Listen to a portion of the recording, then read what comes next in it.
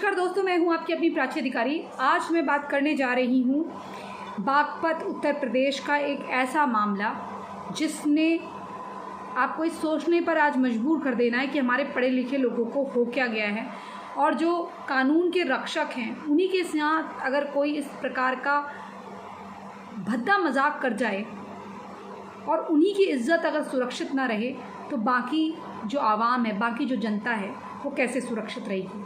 आइए मैं आपको ले चलती हूँ उस मामले की ओर। ये मामला है क्या? बागपत मामला उत्तर प्रदेश के बागपत ज़िले का है, जहां एक मौलाना जुबैर ने दलित महिला कांस्टेबल के बेटे का जिन उतारने की आड़ में उसके साथ दुष्कर्म की घटना को अंजाम दिया था। जानिए क्या है पूरा मामला। अगर साधु संत का या हिंदू सभ्यता को बदनाम करने का होता या हिंदुओं की अंधविश्वासी बताने का होता तो आसानी से खबरों की सुर्खियां बन जाता, और मामले को धर्म विशेष से, क्योंकि मामला धर्म विशेष से जुड़ा हुआ है इसलिए कोई खबरें इसके आने का सवाल ही नहीं उठता। बहुत सही बात है भाई, बहुत सही बात कही है पोर्टल ने, और ये मामला इसीलिए दबा दिया गया है। जानकारी के अनुसार 2017 में बागपत की रहने वाली एक दलित महिला कांस्टेबल के बेटे का सड़क हादसे में एक्सीडेंट हो गया। महिला द्वारा काफ़ी इलाज कराने के बाद भी बेटे के ठीक ना होने पर किसी ने उसे मौलाना के बारे में बताया। इसी बीच 2018 में वह अपने बेटे को मौलाना के पास लेके गई, जहां मौलाना मोहम्मद जुबैर द्वारा उसके बेटे पर जिन्न का साया बताकर उसके साथ दुष्कर्म किया गया और उसे डरा धमकाकर ब्लैकमेल करने लगा, मतलब कांस्टेबल को। इसी बीच महिला ने अक्टूबर 2019 में थाना बागपत में मौलाना के खिलाफ मुकदमा दर्ज कराया, जिसके बाद पुलिस ने मामले को गंभीरता से लेते हुए मौलाना को गिरफ्तार कर जेल भेज दिया। कोर्ट ने मौलाना को सुनाई उम्र कैद की सज़ा सुनाई। मामले पर जल्द ट्रायल को पूरा करते हुए एक ADJ special SC/ST act Shailendra Pandey की कोर्ट ने मौलाना मोहम्मद जुबैर को दोषी ठहराते हुए 50,000 रुपये अर्थदंड, यानी कि जो कंपनसेशन है, भुगतान राशि है जो कि बहुत कम है, के साथ साथ उम्र कैद की सज़ा सुनाई है। मतलब ये देखिए कितना पापी इंसान है, और हमारे लोग कितने मूर्ख हैं। जब डॉक्टर नहीं कर पा रहे इलाज तो ये गंवार, अनपढ़, जाहिल, अलिप्ते करने वाला जिहादी मौलाना जो आतंकवादियों की ट्रेनिंग देते हैं, ये गंवार, ये जाहिल, जिनको पता नहीं क्यों ये गवर्नमेंट हमारे टैक्स के पैसों पर पाल रही है, इनको लात मार के इनके मदरसे बंद करने चाहिए। मतलब अगर तुम्हें चलाने हैं तो अपनी ज़मीनों में, अपने घरों में चलाओ। और भारत में ऐसी शिक्षा दीक्षा देनी नहीं चाहिए जिस देश का उस शिक्षा पद्धति से कुछ लेना देना ही नहीं है, मदरसों से। और जब उस मदरसों से कुछ भला ही नहीं होता तो किसका साथ और किसके विकास को बल दिया जा रहा है? हाँ, आतंकवाद के अल जिहाद का विकास, आतंकवाद के जमाते उल दावा का विकास, यही हो रहा है। इन सब आतंकवादियों का विकास, इन सब आतंकवादियों का गठजोड़ एक साथ, ये ज़्यादा अच्छा है। सबका साथ सबका विकास तो ये है नहीं। सारे आतंकवादियों की जमात का एक साथ होकर आतंकवाद का विकास, सारे मदरसों के अंदर गठजोड़ कर आतंकी शिक्षा और काफिरों से नफरत सिखाकर ये पाठ पढ़ाना, और लड़कियों को जो है हिंदुओं की बहलाना फुसलाना या उनके साथ बलात्कार करना, ये इन सब के जिहाद और संगठन, जितने भी मुजाहिद और जिहादी संगठन हैं, उनका एक साथ एकजुट होकर जुड़ाव, और यही विकास है इनका, है ना। ये विकास ये कर रहे हैं। आप क्या सोचते हैं इस घटना के बारे में? खैर, पांडे जी ने बहुत अच्छा काम करा, शैलेंद्र पांडे जी ने, इन्होंने 1-2 फैसले और भी बहुत अच्छे लिए हैं। ST/ST एक्ट में ये मामला दर्ज करा गया, लेकिन मैं ये चाहती हूँ कि केवल ST/ST एक्ट में नहीं, किसी भी महिला के साथ ऐसा अगर होता है, किसी भी हिंदू महिला को अगर लव जिहाद में या इस तरह से उसके साथ शोषण होता है, तो इसी तरह की सज़ा इन जिहादियों को मिलनी चाहिए, जिससे कभी कोई फिरोज़ नाम का व्यक्ति निर्भया कांड करके बच के ना जा पाए, और ब्लू फिल्म देखकर किसी महिला के अंदर डंडा या सरिया ना डाले, जिससे उसकी छोटी आंत इतनी ज़ख्मी हो जाए कि वो जो डॉक्टर बनने वाली लड़की है उसके सारे सपने जो हस्तप्रद हो जाए, उसके सारे सपने जो है तहस नहस हो जाए। उसकी माँ कभी ना भरने वाले घाव को लेकर एक अर्ध जीवित लाश की तरह इस संसार को भोगे। अब आप जानते हैं मैं निर्भया कांड की बात कर रही हूँ, उसमें भी यही हुआ था। फिरोज़ को सिलाई मशीन देकर आपके प्रिय केजरीवाल ने, जो फ्री की रेवड़ियाँ बांटता है, उसने छोड़ दिया था।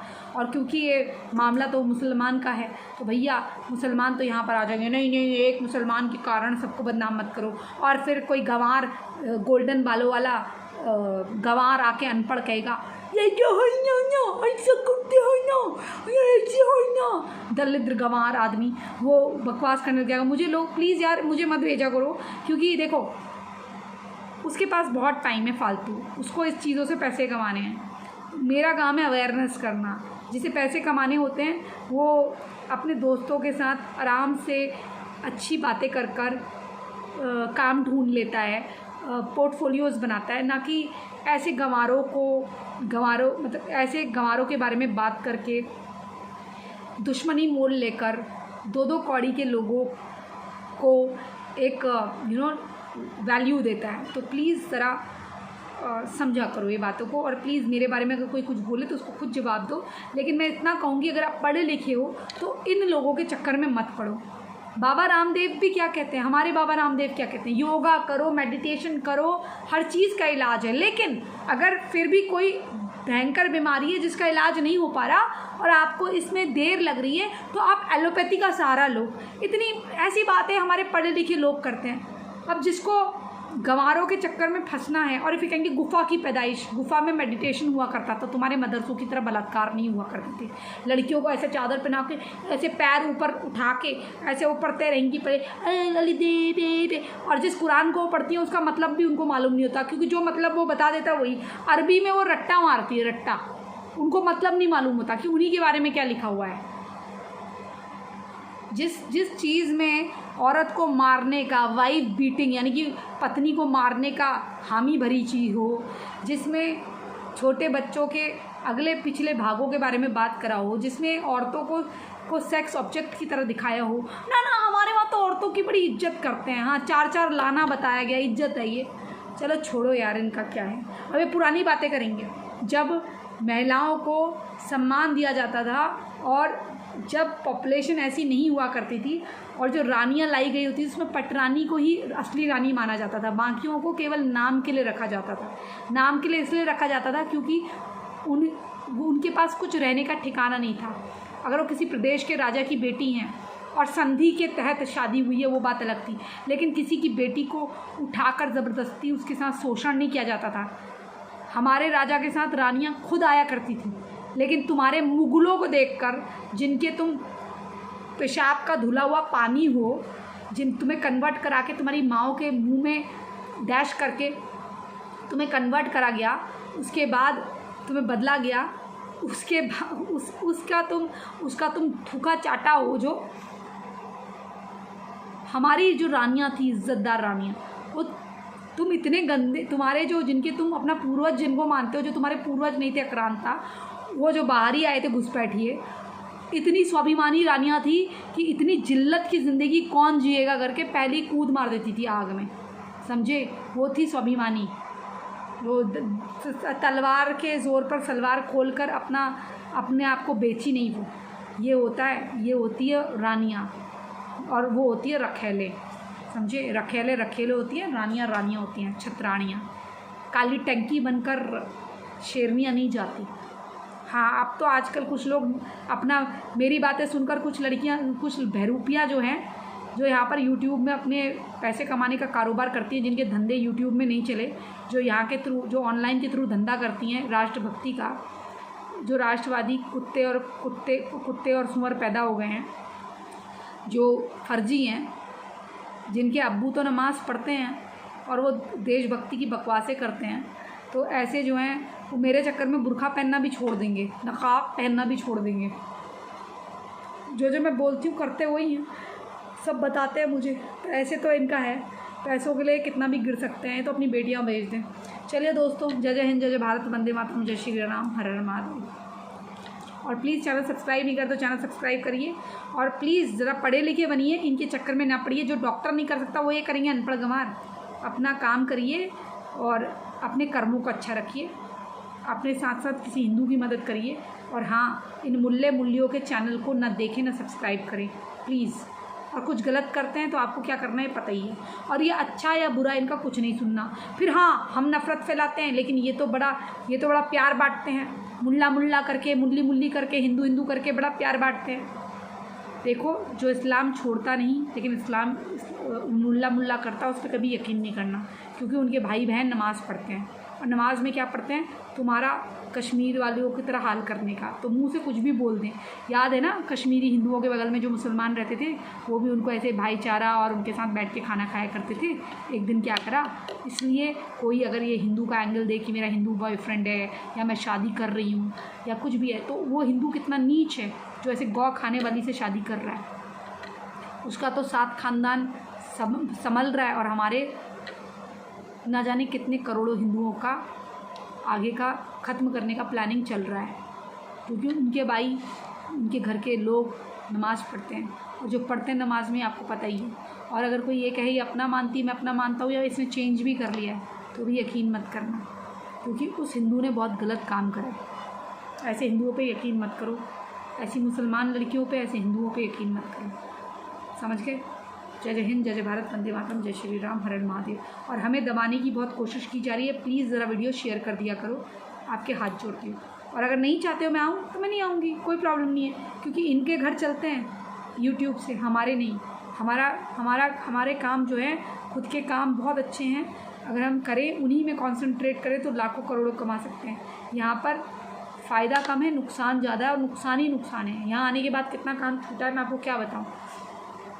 लेकिन हाथ जोड़ के विनती है, इन लड़कियों को बचाने में मेरी मदद करें, और जो कहती हूँ उसको समझा करो।